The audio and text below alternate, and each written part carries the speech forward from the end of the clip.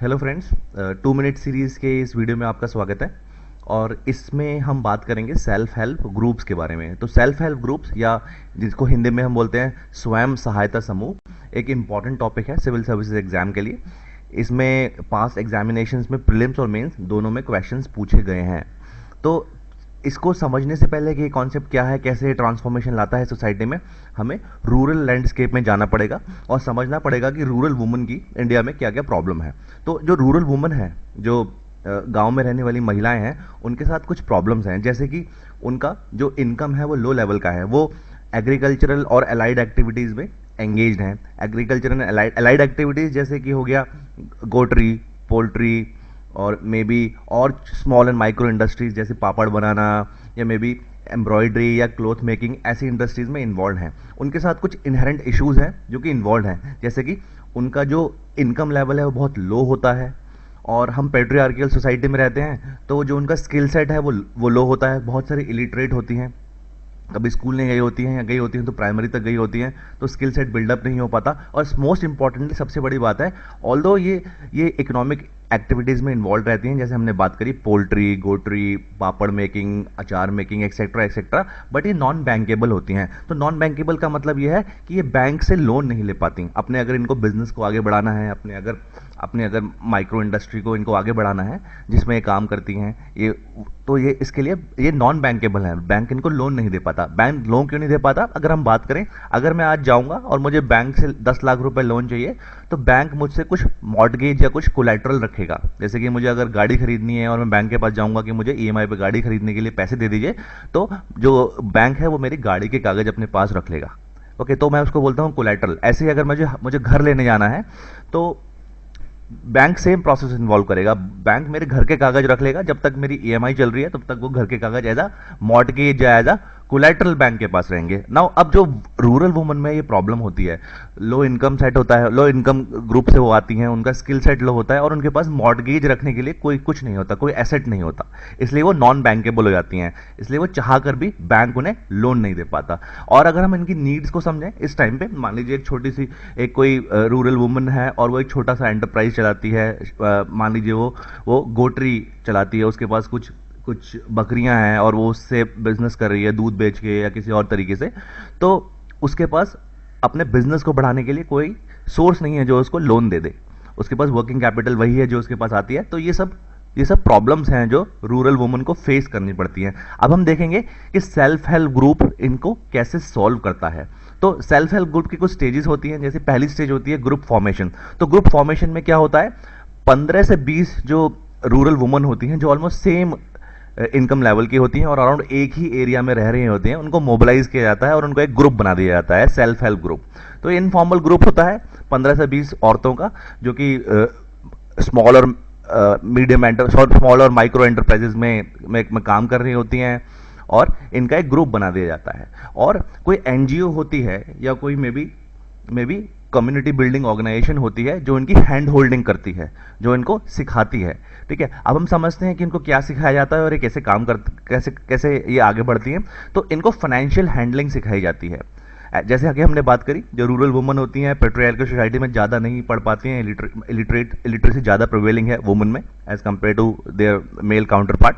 तो उनको financial handling सिखाई जाती है और उनको थ्रिफ्ट मैनेजमेंट सिखाया जाता है। तो थ्रिफ्ट मैनेजमेंट के बारे में हम बात करेंगे कि ये क्या होता है। आप इमेजिन करिए, एक रूरल वुमन है, वो कुछ स्मॉल या मे बी माइक्रो एंटरप्राइज चलाती है, उसकी बहुत कम इनकम है और वो दिन में सिर्फ 10 रुपये बचा पाती है। तो 10 रुपये की सेविंग उसके लिए कुछ मैटर नहीं करती, वो 10 रुपये उसके लिए कुछ वैल्यू नहीं करते, क्योंकि उससे कुछ सब्सटैंशियल वो कर नहीं सकती ना। अब इमेजिन करिए एक 20 सिमिलर वुमन है जिनका एक ग्रुप बन गया है, जिनको हमने एसएचजी बोल दिया। अब ये 20 जो महिलाएं हैं, ये जो 20 वुमन है, ये डेली 10 रुपया बचा रही हैं। तो 20 अगर वुमन ने अगर 10 रुपया डेली बचाया, तो डेली का वो 200 रुपया सेविंग्स उनकी हो गई। और यही सेविंग मंथ में 30 दिन में बढ़ के इस पूरे ग्रुप की 6,000 रुपये हो गई। और एक साल में ये जो सेविंग है, ये ऑलमोस्ट 7 to 2,000 रुपीज हो गई। तो 72,000 रुपीज जो है वो एक सब्सटैंशियल अमाउंट है रूरल वुमन के लिए। ओके, जो एक सिंगल वुमन नहीं बचा सकती, अगर वो उसकी डेली अगर वो 10 रुपए बचाती भी है तो वो एक साल में बहुत छोटा सा अमाउंट बचाएगी, पर अगर 20 औरतें या 15 या 20 औरतें मिलके ये काम करेंगी तो एक सब्सटैंशियल सेविंग आ जाती है, जिसको हम बोलते हैं थ्रिफ्ट मैनेजमेंट।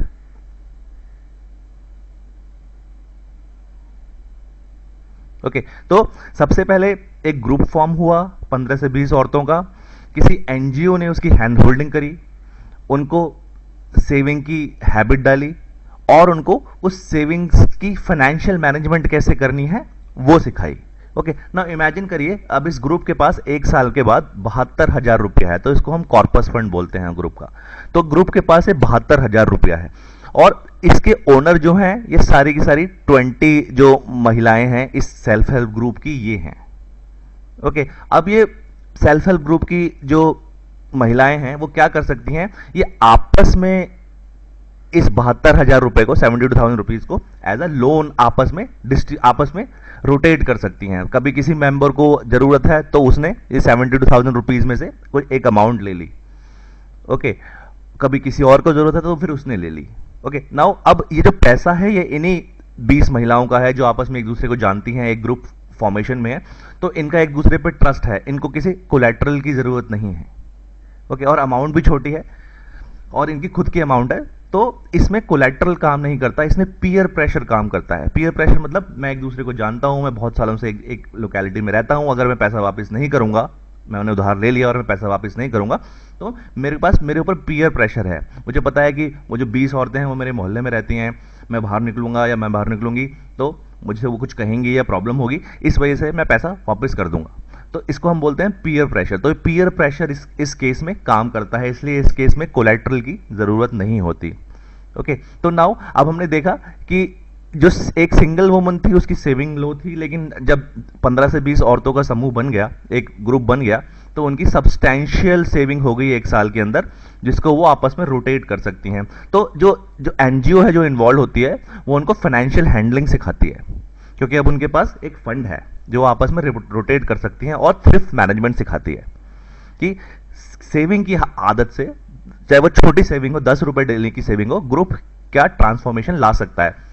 अब हम जब फाइनेंशियल हैंडलिंग की बात करते हैं तो अब ग्रुप के पास पैसा है, ग्रुप के पास एक अमाउंट है, एक कॉर्पस फंड है, तो अब ग्रुप क्या कर रहा है, उसको अपने मेंबर्स में रोटेट कर रहा है। ठीक है, और वो मेंबर्स को जो पैसा दे रहा है वो इंटरेस्ट पे दे रहा है, वो मार्केट रेट पे इंटरेस्ट पे दे रहा है, जैसे कि बैंक काम करता है या जैसे कोई और नॉन बैंकिंग फाइनेंशियल कंपनी काम करती है। ओके, और जो उसके टर्म्स एंड कंडीशंस हैं, वो खुद ग्रुप मेंबर्स डिसाइड करते हैं, जैसे कि लोन रीपेमेंट पीरियड क्या होगा या मे बी इंटरेस्ट रेट क्या होगा, और ये सब इनको सिखाया जाता है फाइनेंशियल हैंडलिंग में। जो एनजीओ इनके साथ इन्वॉल्व होती हैं या कम्युनिटी बिल्डिंग ऑर्गेनाइजेशन इनके साथ इन्वॉल्व होती हैं, वो इनको सिखाती हैं कि फाइनेंस को कैसे हैंडल करना है। आपके पास फंड है, उसमें टर्म्स एंड कंडीशंस क्या होने चाहिए, उसमें इंटरेस्ट रेट कैसा होना चाहिए। डिसीजन तो ये 15-20 जो वुमन है वो खुद लेती हैं, बट उनमें कैपेबिलिटी डेवलपमेंट करी जाती है एक एनजीओ के द्वारा। और जब ये सेल्फ हेल्प ग्रुप एक मैच्योर स्टेज में चला जाता है और कॉर्पस फंड एक सब्सटैंशियल अमाउंट का हो जाता है,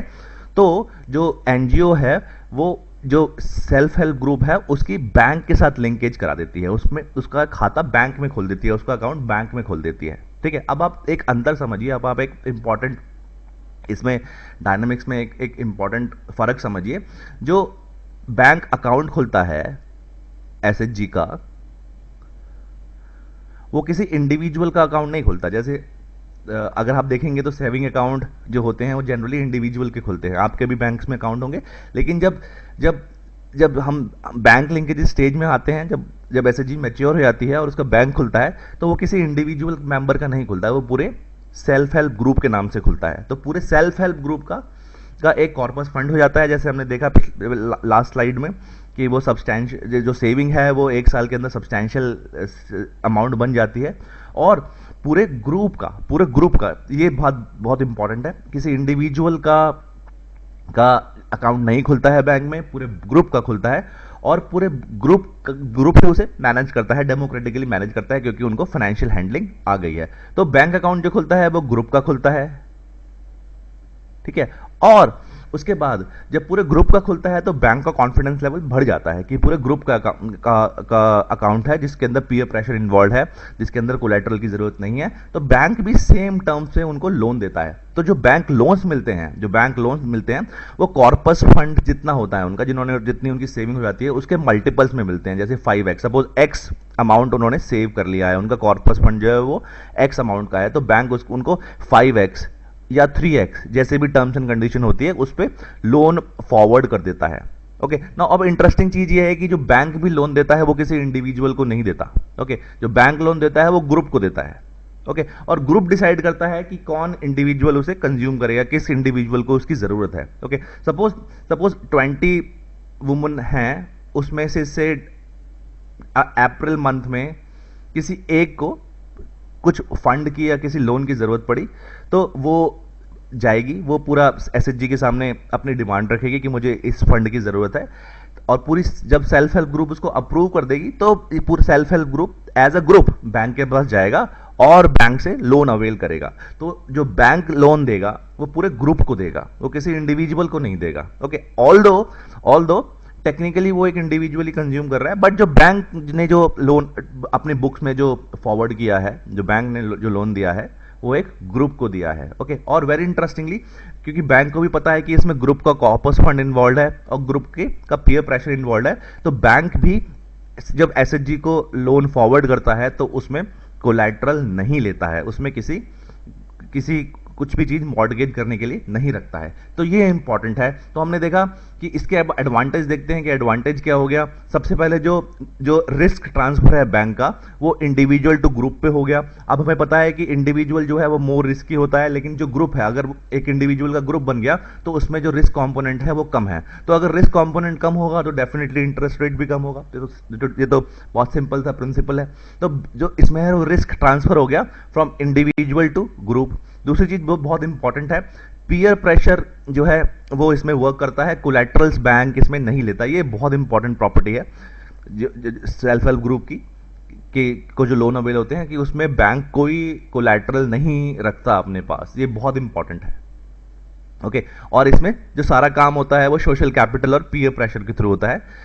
तीसरी बात यह है कि जो बैंक है जो लोन देता है वो मार्केट रेट पे देता है, इसमें कोई सब्सिडी या वेवर इन्वॉल्व नहीं है।